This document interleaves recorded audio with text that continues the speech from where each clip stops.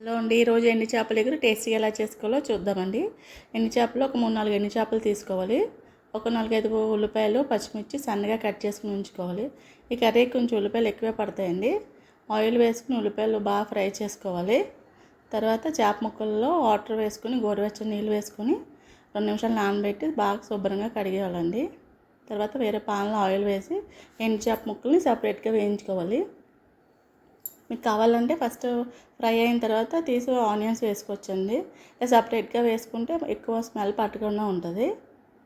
2 వైపులా కూడా పచ్చి వాసన పోయే వరకు బాగా ఫ్రై చేసుకోవాలండి. ఫ్రై అయిన తర్వాత ఈ ఉల్లిపాయ ముక్కల్లో ఉప్పు, కారం, పసుపు 3 వేసుకోవాలి. సాల్ట్ కొంచెం చూసుకుని వేసుకోవాలండి. ఆల్రెడీ చేపలో సాల్ట్ ఉంటుంది, అందుకే మన టేస్ట్ తగ్గట్టు సాల్ట్ లైట్గానే పడుతుంది. ఈ ఫ్రై అయిన తర్వాత ఈ చేప ముక్కలు కూడా వేసుకుని 2 నిమిషాలు మగ్గబెట్టాలి.